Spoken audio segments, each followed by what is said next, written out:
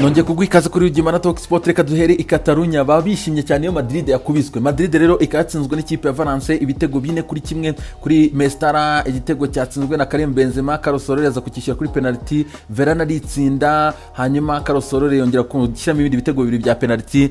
Bine rero by'ikipe ya Valence kuri kimwe cy'ikipe ya Madrid. Ikinyamakuru Sport rero kikaba kitubwira ati VAR yerekanye yuko kabisa ifite ubutabera buzima. Ati yavugutiye umutire ya Madrid ivugutira abandi, ati kandi akebo kagiye wamugarura amateka yakozwe mu mujyi wa Turia kabisa. Ikinyamakuru cyishimye cyane yuko Madrid nayo yakubiswe aba penalty nk'uko igiye kubita abandi. Ikinyamakuru kandi Sport kikaba cyagarutse kuri Ansu Fati rero akaba agomba gukorerwa operation, hanyuma ikinyamakuru kivuga yuko agomba kuzagaruka nyuma y'amezi hagati ya 3 ndetse 8. Mundo Deportivo ati icyuhagiro ku ikipe ya Madrid yatsinzwe ibitego 4-1 n'ikipe ya Valence. Ikinyamakuru kivuga kiti intsinzi ziri uburiganya, ati yerekanye yuko Madrid nayo ifite ibyibura rwose, ifite ibihanga byinshi cyane. Ikinyamakuru kandi Mundo Deportivo kigaruka kuri Ansu Fati akaba agomba gukorerwa operation, hanyuma akazajya hanze hagati y'amezi 4 ndetse na 5 rero nk'uko ikinyamakuru kibivuga. Na afere gukurikirana cyane kuri uyu musore mu by'ukuri umva ko ari igihe kirekire cyane agomba kujya hanze. Ikinyamakuru AC Madrid ati kiti penalty gusa. Akaba rero ngo VAR na Gilles Manzano wasifuye uriya mukino ati batsinzwe cyane, ati abantu bagaragaje urwego ruri hasi cyane kabisa. Akaba rero ati byaviriyemo Madrid gutakaza ku kibuga cy'ikipe ya Valence. Ikinyamakuru Marca cyo kikaba kivuga kiti akababaro gakomeye cyane ku ikipe ya Real Madrid. Ati rero intsinzwe kuri Mestara kabisa ku kibuga cya Valence. Rero ikinyamakuru kivuga kiti penalty zatanzwe na VAR mu by'ukuri atariko zimwe na zimwe kabisa ntago bazemera tayari. Twekeje mu gihugu cy'Ubwongereza, ikinyamakuru The Sun kikaba kivuga ati mana yacu kabisa. Akaba rero ari Kevin De Bruyne angaha kabisa kivuga ati oh my god. Akaba rero uyu mugabo yarase penalty ariko yaje gutanga umupira wavuyemo igitego Man City ishyura Liverpool, barangiza rebanganya 1-1. Igitego cya Liverpool nkwibutsa ko ari kosa rya Kaoka yakoreye kuri Sadio Mane. Monsara aterekamo penalty ku munota wa 13 gusa, ariko ku munota wa 31 nyuma ya passe 19 bashushanya abasore b'ikipe ya Manchester City. Akaba rero Gabriel Jesus yaje guherezwa umupira na Kevin De Bruyne akora control rispabu kabisa mimina mwizamu 1-1. Rero nuko amakipe yaje kurangiza anganyije, ariko Kevin De Bruyne aza kurangira rero arase penalty Demel ibinyujije muri Martin Samuel kabisa. Uyu mugabo rero wandika inkuru nyinshi cyane hano mu kinyamakuru cya Demel akavuga ati nta muntu wakwihandagaza nga predicting iyi sezo izarangira gute. Ikinyamakuru The Sun kikakigaruka rero ku magambo yahuriho n'abo batoza babiri bombi, Pep Guardiola ndetse na Klopp, bose bavuga ati ibi bintu ni amahano. Akaba Pep we yababaye cyane ku buryo yavuze ati abayobozi bo muri Premier League kuki mwumva ko mutandukanye n'abandi bose ku isi? Fixtures zegeranye gutya,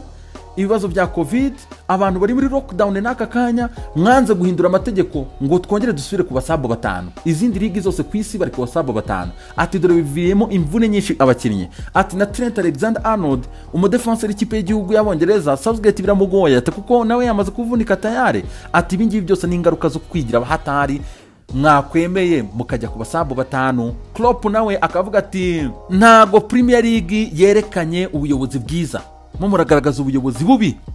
Kuki abantu muhagarariye tubereka ibibazo dufite kari kumukaba mutabasha kubikemura? Klopp yarakaye cyane kabisa nyuma yo kuvunika kwa Trent Alexander-Arnold. Bose barasaba ikintu kimwe, abasabo 5. Fixtures turabizi ko zigomba kuba nyinshi, se zigomba kurangira, ariko mukiri abasabo 5 ibingibi ntaho tuzagera. Daily Express ikabigaruka ku magambo ya Klopp kabisa avuga ati abahungu bageze ahantu rwose ku ndunduro.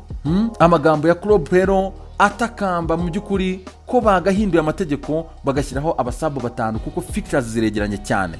N'ivunika rya Trent Alexander-Arnold kabisa ritashimishije Jurgen Klopp.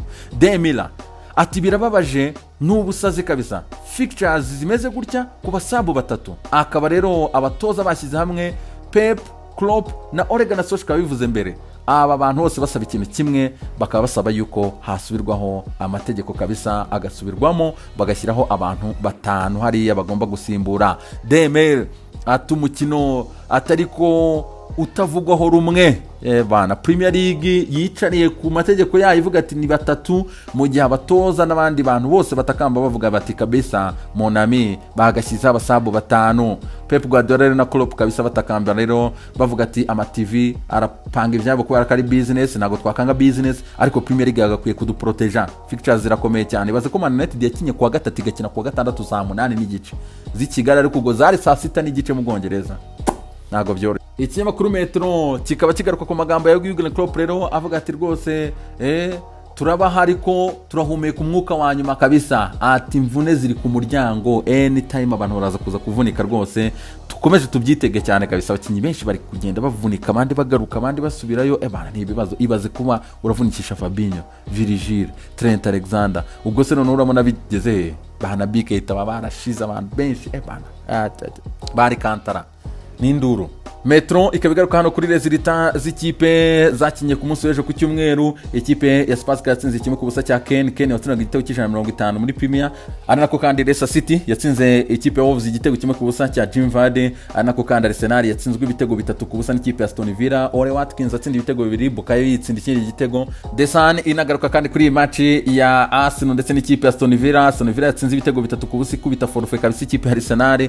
Ikinyamakuru rero kivuga kiti Oli cyangwa se nta n'ikindi kintu gihari, uyu niwe wo kuvugwa kabisa. Akaba rero umusore yatsinze ibitego 2, hanyuma bigaragaza rero ikipe ya Arsenal mu by'ukuri kudahozaho cyane ndetse nuko ifite ibihanga bikomeye cyane. Aubameyang watengushye kabisa nimugoroba, uzi ko nta ni shot na rimwe rigana mu izamu rya Martinez yigeze atera mu izamu kweri. Ikinyamakuru DMR kivuga kiti wari umunsi wa Oli Watkins, Jack Grealish ndetse na Ross Barkley bakaba bayoboye rero ikirori gikomeye cyane cy'ikipe ya Aston Villa. Daily Express ikabitubwira yuko Mikel Arteta yamaze gutangaza ati intsinzwi muyimbareho. Twekeje mu gihugu cy'Ubutaliyani, La Gazzetta dello Sport ikabigaruka kuri Zlatan Ibrahimovic kabisa. Zlatan rero akaba yakoze ibishoboka byari byose. Hellas Verona yabanjije ibitego 2 ku kibuga cya Mirase, ariko Zlatan biza kurangira ikipe ya Hellas Verona yitsinze ndetse ikindi gitego gitsindwa na Zlatan, hanyuma birangira banganyije 2-2.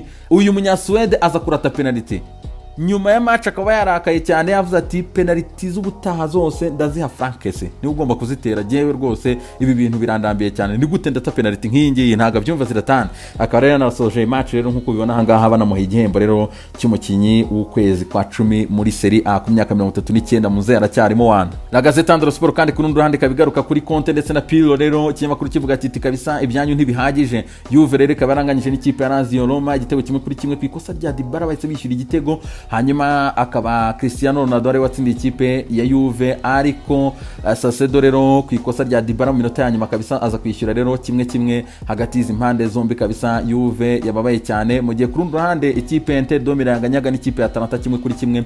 Beranchuk ndetse akaba watsindiye ikipe ya Atalanta, mu gihe Lautaro ari watsindiye ikipe ya Inter de Milan. Corriere dello Sport yo ikabigaruka kuri Henrik Mkhitaryan kabisa wakubise hat-trick rero, akaba yatsinze Genoa ibitego 3. Uyu mugabo kimwe kuri corner cy'umutwe n'izindi frappe ebyiri za hatari kabisa zo kuguru kw'indyo rero, akaba yateretsemo ibitego 3 rero uyu mugabo ku ikipe ya Roma yitwaraga neza cyane. Corriere dello Sport kandi kabigaruka kuri Napoli yatsindiye ku kibuga cya Bologna igitego kimwe ku busa cy'umunya-Nigeria Victor Osimhen.